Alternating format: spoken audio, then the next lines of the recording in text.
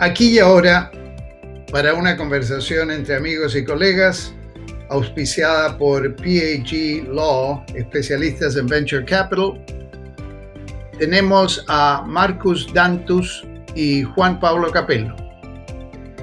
Si has emprendido o has invertido en el sector de tecnología e innovación en México durante las últimas 2 décadas, es prácticamente imposible que no hayas conocido o oído de Marcus Dantus.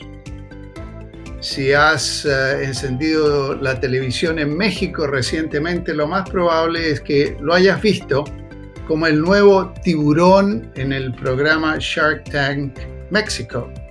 Actualmente, Marcus lidera Startup México, el programa más ambicioso para el fomento del emprendimiento y la innovación en México. Es socio director del fondo semilla Dax Capital, que invierte en algunos de estos emprendimientos. Dirige el programa de Angel Labs en Latinoamérica y dirige el programa de Global Entrepreneurship Network representando a México.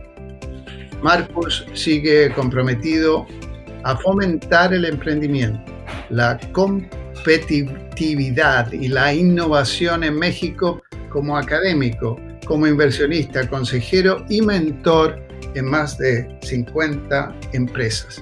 Es un placer tener a Marcus Dantus con nosotros.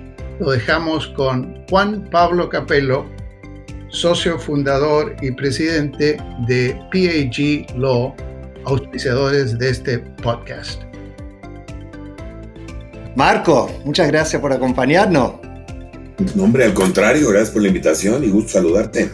Oye, tú sabes, tengo que decir, me saco el sombrero a gente como tú que son mucho más inteligentes que yo, porque has logrado poder ganar plata invirtiendo en startups. O sea, yo he tenido que seguir ejerciendo la profesión para subvencionar mi hobby de invertir en startups.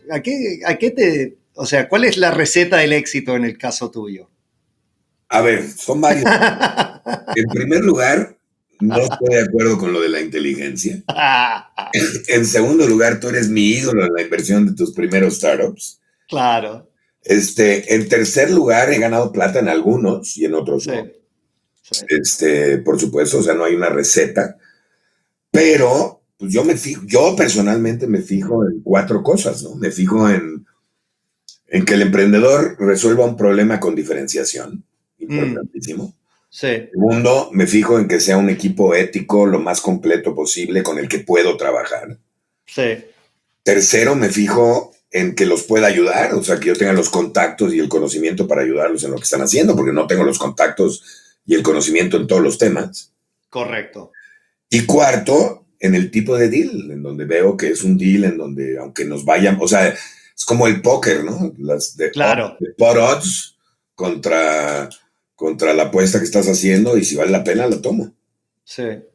No, es muy interesante. Yo la verdad me puse a pensar justo hoy, cuando empezamos, o sea, nos conocimos de antes, pero la verdad empezamos a hacer cada vez más cosas cuando tú estabas a cargo de Wayra en México.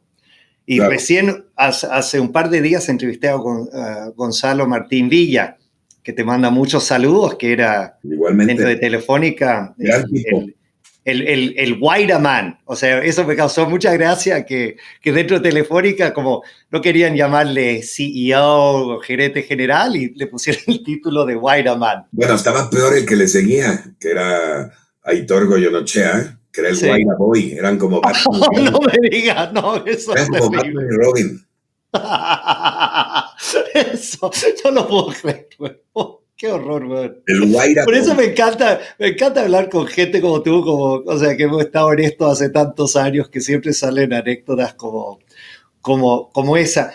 Lo que me acuerdo estando en las oficinas de Wayra contigo en aquel entonces, y yo la verdad muy contento que habían tenido la sabiduría de haberte traído a ti, contratado a ti, porque la verdad en aquel entonces México se había quedado un poco atrás en este mundo de emprendimiento, innovación y en tecnología, ¿no? Y me llamaba la atención de que tenías plazas como la de la Argentina, o la de Buenos Aires, que en el mundo tech tenía más pasando que en el DF. O sea, que me parecía absurdo, ¿no? Y yo sabía que eso tenía que cambiar y bueno, la verdad, gracias a los esfuerzos de algunos pioneros como tú, la verdad ahora México, junto con Brasil, sin lugar a dudas, son los Big Prize, el Big Prize de América Latina, ¿no? Aquí, o sea, esta transformación que ha tomado lugar en México, para mí en los últimos 5 años, ¿por qué tomó lugar en estos últimos 5 años y no hace 15 años, como muchos de nosotros hubiéramos esperado? Porque tienes que crear un ambiente de emprendimiento, tienes que crear un ecosistema, y el ecosistema no estaba creado. México tiene muchas idiosincrasias que van en contra. Y por ejemplo, ¿cuál? Ahí te va. Sí. Una es México es un país muy extraño, porque sí tenemos, como en toda Latinoamérica, intolerancia al fracaso. Claro. Pero castigamos el éxito también. O sea. Entonces, en México, en realidad, o sea, cuando alguien tiene éxito, la gente habla mal de ellos, o dicen que fueron corruptos, o los secuestran, o yo qué sé. Claro. Y entonces, en México, el problema real es que pues, generamos, en ese sentido, pura gente mediocre. Y eso es gravísimo, Juan Pablo, porque esa es una de las primeras barreras que teníamos. La segunda es la aversión al riesgo. Los mexicanos tienen mucha aversión al riesgo. No invierten o no invertían en nada que no fuera seguro, como las real estate o cosas de ese tipo, ¿no?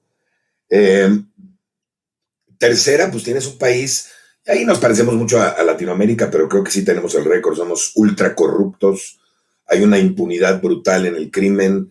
Claro. Todas las cosas afectan muchísimo el ambiente. Y luego, encima de esto, el gobierno realmente no se había interesado en generar un ecosistema de startups. Tengo que decir que eso me acuerdo, y yo no estaba totalmente de acuerdo con todo lo que venía haciendo el gobierno de Chile, mi país de origen, con Startup Chile y todo, pero también yo decía, no puede ser que México, que es un país 10 veces más grande que el de Chile, el gobierno tiene una 10ª parte de las iniciativas que tenía el gobierno de Chile hace 10 años atrás. Mira, hay mucha gente en México, inclusive, que dice que no es el gobierno el que tiene que hacerlo, y la verdad es que están completamente equivocados. Tú ves los países en donde el emprendimiento cambió el país, sea Israel o Irlanda o Singapur o Malasia o Corea del Sur o el mismo Chile. Claro. Te das cuenta que el gobierno tuvo mucho que ver. Si bien el gobierno no puede estar decidiendo quiénes son los startups buenos y quiénes malos, el gobierno tiene que crear las condiciones mediante apoyos, mediante incentivos fiscales, mediante leyes fáciles, mediante trámites rápidos y una variedad de otras cosas para que este ambiente realmente pueda darse, ¿no? Y eso no había pasado en México hasta que el INADEM se crea en 2012 y de 2012 a 2018 fueron muy buenos años. No, es interesante porque, claro, no me acuerdo si Wayra lanza en México en el 2011, 2012, pero me imagino que, claro, 2010, sí. 2010, pero la coyuntura de eso, sí, es cierto lo que tú dices porque, claro, todos sabemos que muchas veces a los pioneros tienen que, o sea, le llegan las flechas, ¿no? O sea, no es nada fácil ser pionero y a veces ahí sí necesitas el apoyo del gobierno para impulsar de que alguien sea dispuesto a abrir el camino de alguna manera. Y si no el apoyo del gobierno, por lo menos no te estorben. Claro. El problema en México es que además te estorban, ¿no? De nuevo, no en la época del 2012 al 2018, pero por ejemplo ahora, Juan Pablo, México va en la dirección opuesta y de manera rapidísima. No hay apoyo a pymes, no hay interés en mejorar la economía, no hay interés ni siquiera en rescatar la economía, no hay ningún tipo de apoyo para emprendimiento.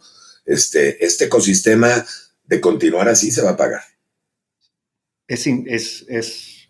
Obviamente es preocupante. Mira, yo la verdad me puse, justo por la entrevista que tuve con Gonzalo, me puse a ver que imagínate cómo ha crecido nuestro ecosistema y México, o sea, ha tenido también este nivel de crecimiento. En el 2011 2010, cuando ustedes están lanzando Wayra, en toda América Latina había más o menos 150 millones de dólares invertidos en Venture Capital.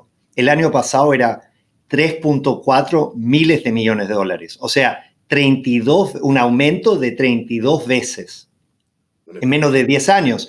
Y estoy de acuerdo, en muchos de nuestros países, a pesar de las políticas del gobierno que no apoyaban, a pesar de muchas cosas, el tecno latino que creció 32 veces X. O sea, una cosa increíble.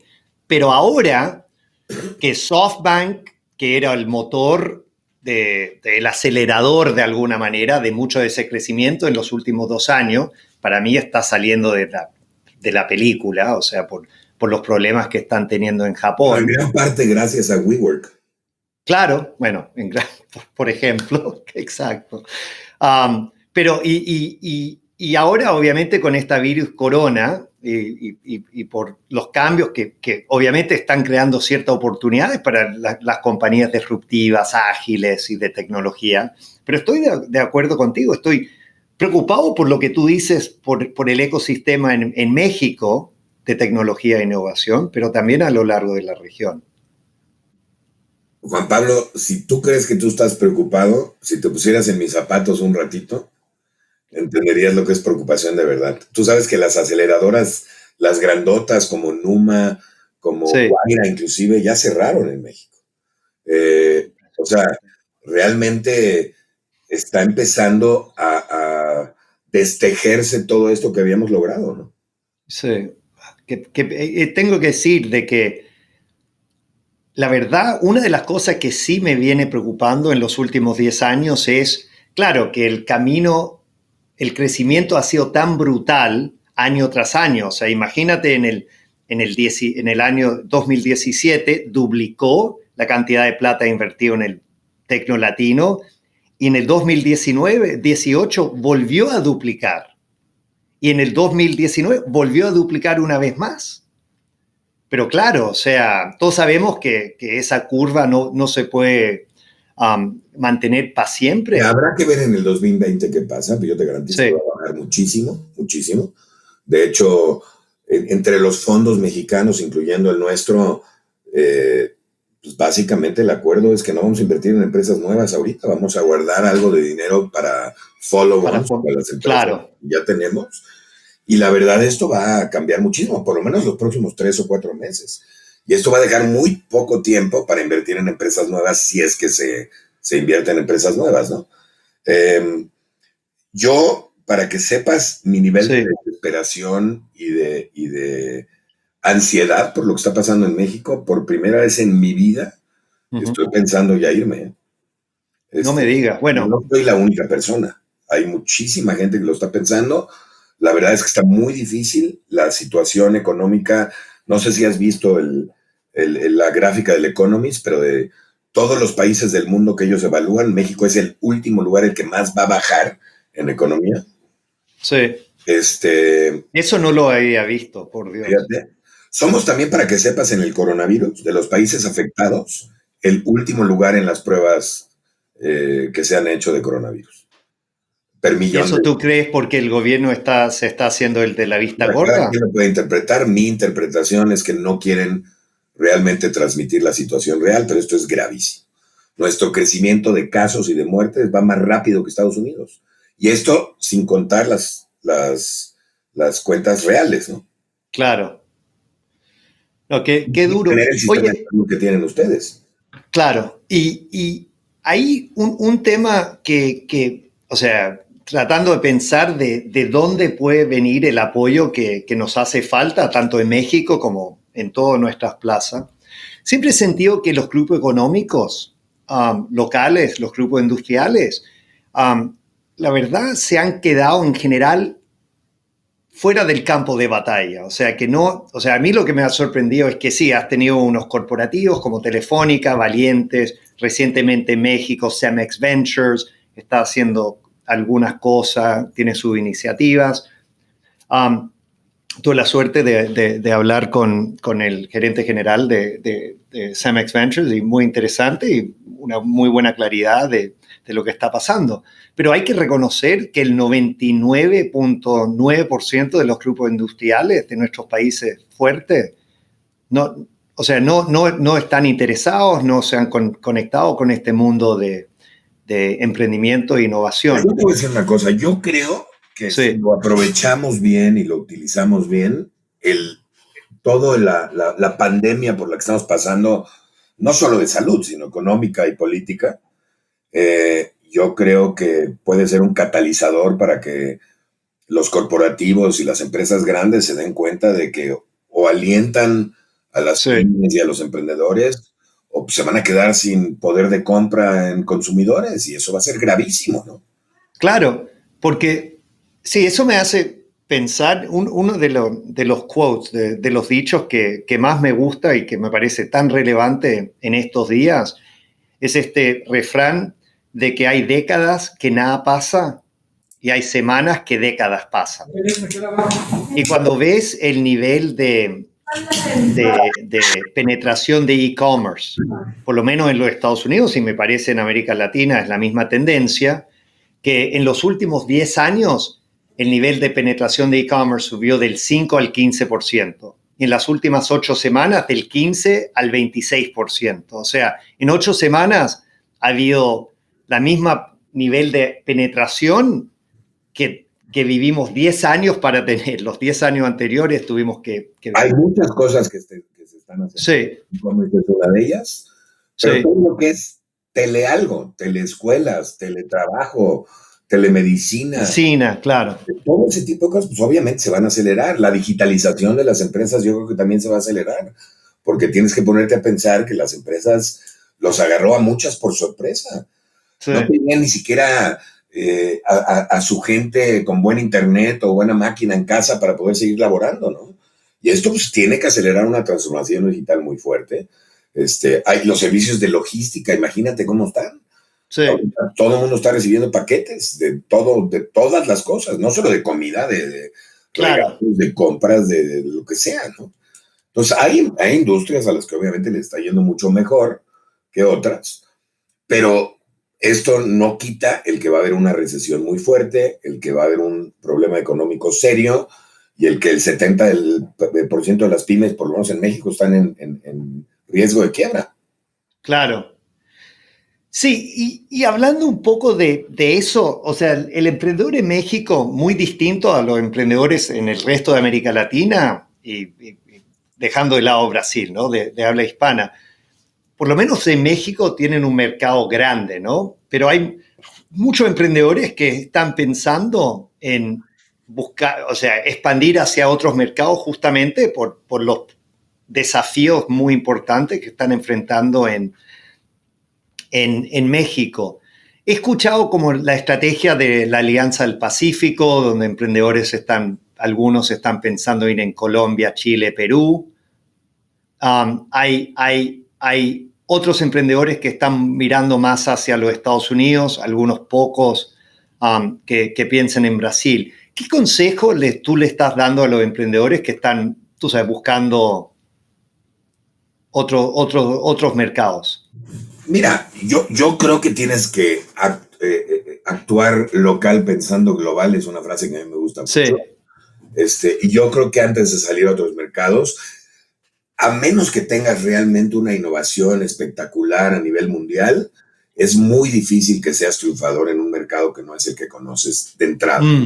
Ahora, si bien en México hay problemas, por ejemplo, con el poder de compra, con el poder de consumo, con la economía, con lo que quieras, las empresas se van a tener que adaptar. Yo estoy seguro, por ejemplo, si vendes un bien lujoso, pues en las próximas semanas o en los próximos meses vas a tener que readaptarte y vender quizá cosas de menos lujo, cosas más básicas y necesarias. Si tienes un ciclo de ventas a corporativo de 9 meses, pues vas a tener que adaptar la empresa a venderle a empresas más chicas para que se acorte el ciclo de ventas. Porque si no, pues te vas a ahogar, ¿no? Sí, yo estaba mirando una estadística, porque eso es una pregunta, o sea, obviamente siendo de Chile, pero yo que hablo con emprendedores que están en mercados como el de Uruguay, que es un lindo mercado de prueba, pero Sí, pero obviamente, claro, que tienes que salirte. Que es interesante cuando miras meramente el mercado hispano, que es un mercado hipercompetitivo en los Estados Unidos, pero es un mercado de 1.5 trillones de dólares. Todo el PIB de México es 1.2 trillones de dólares. O sea, es impresionante porque Brasil es 2.1, 2.2 trillones. No, Juan O sea, Pablo, es más impresionante si te pones a pensar que de ese mercado hispano de Estados Unidos, el 70-75% son mexicanos. claro, claro, por eso estoy haciendo la pregunta, claro, porque es interesante porque yo hice un tweet de y un amigo mío que trabaja en Univision me dijo, Capelo, ten presente de que ese mercado US Hispanic, al fin y al cabo, Es mexicano. es un mercado de mexicanos y de centroamericanos que están muy alineados en su patrón de compra y todo con los mexicanos. O sea, no es un mercado tan diverso como te imaginas, es un mercado hipercompetitivo. Pero la verdad, si yo fuera un emprendedor con una empresa que le estuviera yendo bien, en vez de mirar hacia el resto de América Latina, yo miraría mucho más hacia ese mercado de 60 millones de emprendedores de habla hispana en los Estados Y, o Unidos. sea, y estoy de acuerdo contigo y mucha gente lo hace, yo mismo lo hago. Sí, Pero también tienes que pensar, Juan Pablo, que ese mercado pues, está competido por empresas de Estados Unidos, ¿no? claro, El nivel de competencia pues, es muchísimo más alto por ese mercado. No, claro. no son empresas mexicanas catering al mercado Sí, o sea, claro, son las empresas más grandes del Fortune 500 catering al claro, mercado hispano, ¿no? sí. Sí, sí, los Colgate-Palmolives, y, o sea, los Unilevers y todos. Exacto, exacto. El Y mismo los, Mexican Avocado, claro, ¿no? sí. No, es muy cierto lo que tú dices. Oye, y cuéntanos un poco en tus conversaciones con los emprendedores en México. Algo que vengo escuchando es que muchos, se le ha caído la ficha que they have to survive to thrive, ¿no? Que tienen que sobrevivir esta marea alta y encontrar, como tú bien dijiste, o sea, es difícil encontrar nuevos inversionistas. Si tienes suerte, algunos de tus inversionistas actuales van a estar dispuestos a, entre comillas, defender su posición y tirarte algo más de plata, pero buscar un nuevo inversionista en este entorno es casi imposible. Muchos de tus clientes están, o sea, salvo que tienes una compañía de medicina digital o algo, o sea, una de estas, la economía del ese 10% de las compañías favorecidas, como el Economist tuvo un artículo hablando del 90% economy, hablando que sí, hay algunos casos específicos que se encuentran favorecidos, pero la mayoría de las compañías, la mayoría de los consumidores lo están pasando muy mal. ¿Qué consejo le estás dando a ese 90%? Les estoy dando varios consejos. De hecho, tengo Sí. toda una conferencia sobre los consejos que les doy, ¿no? Yeah. El primero es, como te decía hace ratito, tienen que adaptarse. Tienen que adaptarse. O sea, mi empresa, por ejemplo, Juan Pablo, Startup México, que es Sí. una empresa dedicada a apoyar emprendedores y pymes, Sí. hoy tenemos un catálogo que hicimos de precios justos de equipo médico, con proveedores mexicanos de equipo médico, y estamos vendiendo equipo médico. Y eso es lo que creo que tenemos que hacer ahorita para sobrevivir. Sí. Y lo estamos tratando de hacer conectándolos de la manera más justa posible, porque también es una pandemia, no te puedes aprovechar de gente enferma para vender. O sea, no es de que es un festival, ¿no? Es una pandemia. Claro. Pero, por ejemplo, Aeroméxico, pues está todos los aviones Aeroméxico, inclusive los aviones, los 787, los Dreamliners, están ocupando para carga y siguen volando, pero ahora están volando con carga, ¿no? Tú tienes, o sea, Airbnb en México, en vez de estar rentando las casas a estudiantes o a gente que viaja, a turistas, le están rentando las casas a los doctores y a las enfermeras que están en los hospitales, que no pueden regresar a su casa porque probablemente tienen un potencial de infección, ¿no? Entonces, las empresas se están adaptando, se tienen que adaptar para sobrevivir. Entonces, ese es el número uno. Número 2, tienen que fijarse en las tendencias. Yo creo que va a haber tendencias muy claras de este mundo post-COVID. Uh-huh. Una de las tendencias más importantes que yo veo es a wellness, a health, a mental health. Yo creo que mucha gente, a pesar de que no lo aceptemos, estamos choqueados. Nunca habíamos vivido esto en nuestras vidas, ¿no? Y no vayan a creer que esto va a regresar a la normalidad rápido. O sea, este es en gran parte una nueva normal de cómo vamos a estar viviendo. Claro. Y en ese sentido, pues también tienen que seguir esa tendencia, ¿no? Tienen que seguir tendencias de, como te platicaba, de no irse por los lujos, irse por las cosas básicas, por ejemplo.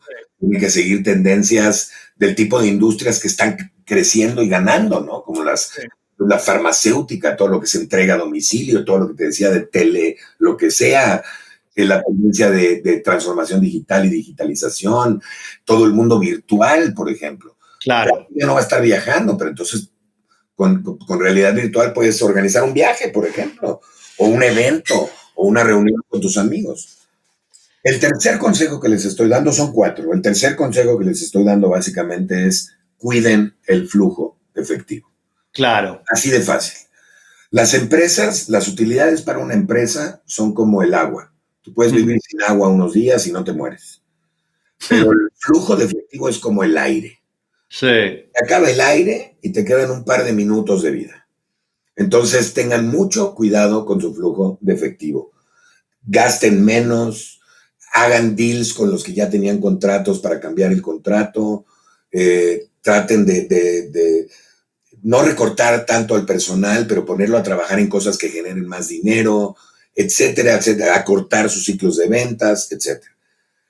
Y por último, y quizá este es el más importante, yo creo que lo que tienen que hacer es entender plenamente y concientizar que no estamos de vacaciones. La gente se mete a su casa y siente que se puede despertar a la hora que sea y se puede acostar a la hora que sea, puede trabajar menos y en sus tiempos. Sí. Eso los va a matar. Hoy, más que nunca, tenemos que estar hiper dedicados porque la situación está muy difícil. Claro. Y la dedicación y el tiempo y el trabajo puede ser que no la hagamos. Pero si no trabajas y no te dedicas, seguro no la haces.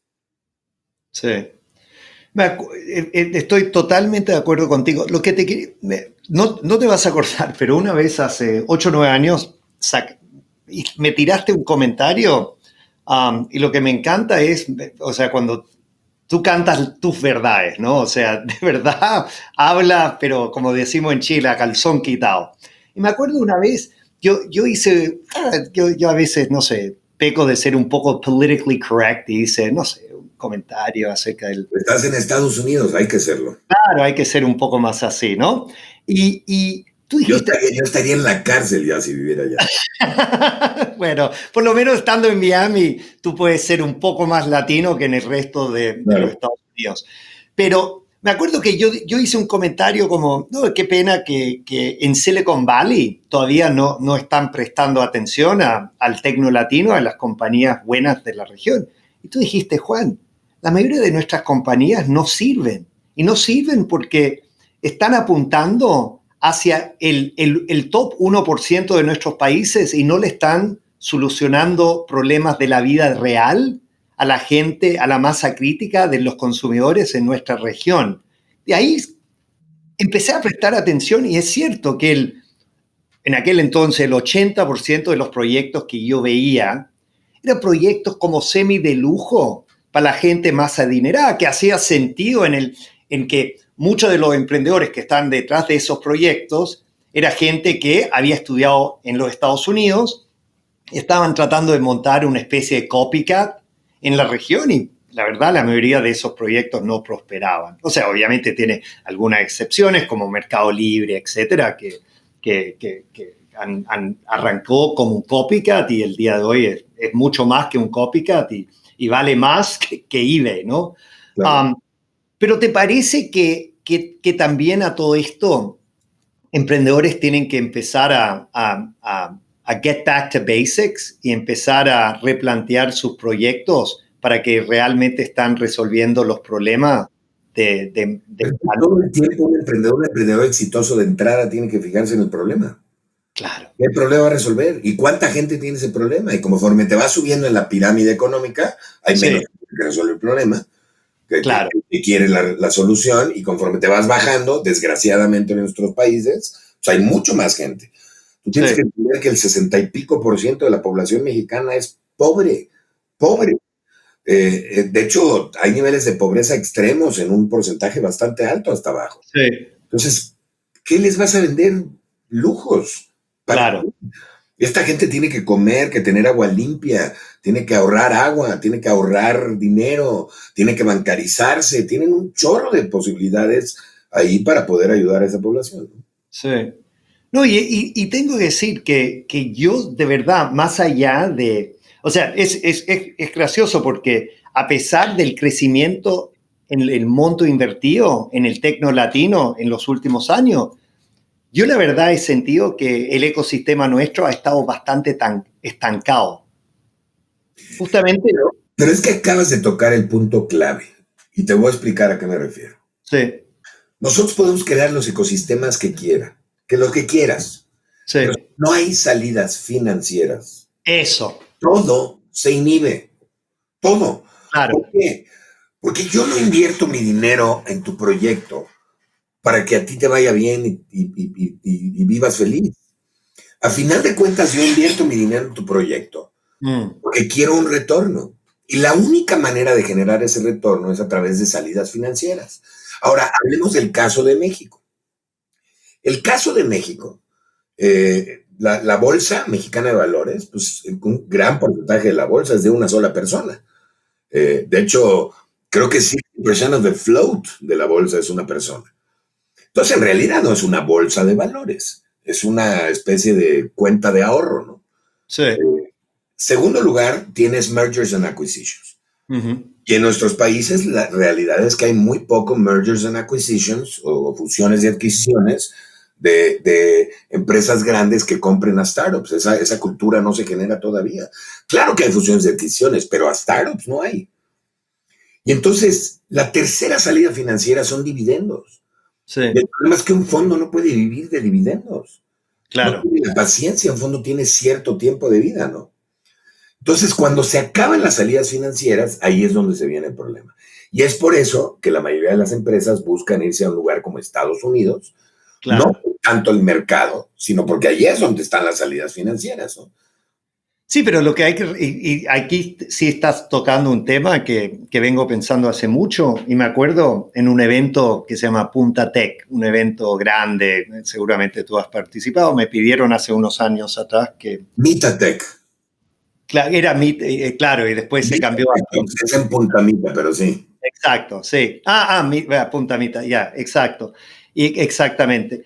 Y me acuerdo, o sea, yo me paré y hice muy en línea con lo que tú dices, hice el comentario, mi charla era como argumentando que el ecosistema de tech en América Latina no era sostenible si todos los años los inversionistas están invirtiendo más plata de lo que el ecosistema le retornaba a los inversionistas todos los años. ¿Me entiendes? Casi como como ir al casino, pero todos los días sabiendo que el público pierde, algunos pocos ganan, pero todos pierden y netamente es una pérdida, ¿no? O sea, ponerle el año pasado que con 3.5 miles millones de dólares invertidos en el tecno latino, ¿cuánto era el monto que sacaron los inversionistas? O sea, probablemente cercano a cero. Claro, pero un billion ni cerca, ¿me entiendes? O sea, y eso obviamente... Mi pregunta es, mira, en los Estados Unidos, la mayoría de las salidas son entre 25 a 250 millones de dólares. Eso es la realidad. Yo siempre he pensado, mira, en América Latina, fuera de las compañías que, como tú dijiste, que tienen una... 5 millones de dólares sería bueno. Claro, tenemos que crear un ecosistema que una salida de 5, 10, 15, 20 millones de dólares sea el pan de todos los días. ¿Tú me entiendes? Por eso, Juan Pablo, precisamente por lo que acabas de decir, es que cuando creamos Dux Capital y pensamos dónde lo vamos a meter, yo dije, hay que meterlo al principio de la curva, porque para nosotros la salida financiera puede ser el siguiente fondo que invierta. No necesitamos esperarnos al final del ciclo porque no va a llegar al final del ciclo. We need to be earlier, ¿no? Y por eso yo invierto como ángel inversionista, porque prefiero invertir en las etapas más tempranas, aunque haya mucho más riesgo, pero tener la opción de salida rápida. Claro, o sea, lo que tú estás diciendo cuando el grande, o sea, para ocupar el ejemplo de SoftBank, cuando SoftBank quiere entrar, tú dices, perfecto, me compras. Yo hago un secondary, me salgo, de repente dejo... Es como los dealers de Blackjack cuando se cambian de mesa y te haces así. Ah, ya. Justamente, o sea, tú de alguna manera estás apostando a la salida a un precio razonable, o sea, tú estás feliz con da igual si es un 5, 10 o 15X, no te vas a jugar por el 200X, prefieres sacar los chips de la... 200X, las posibilidades de que pasen esas son mínimas. Claro. Mínimas, y los casos de éxito en América Latina, hay que reconocer que han tardado, o sea, gente habla de Mercado Libre, un caso de... Pero hay que reconocer de que... Pero los argentinos tuvieron una gran época, Mercado Libre, Despegar, de remate, etcétera. El problema es que eso fue hace muchos años. Claro, sí. Muchos años, Juan Pablo. Es cuando tú empezaron. Cuando tenía algo de pelo. Patagon, también un gran ejemplo de hace muchos años. Sí. No, yo creo que mucha gente, tú pregúntale a un millennial si sabe qué es Patagon y no van a saber. Claro. Entonces, en realidad hay muy pocos casos recientes en toda América Latina. Aunque sí, yo reconozco que argentinos y brasileños son más. Hay muy pocos casos.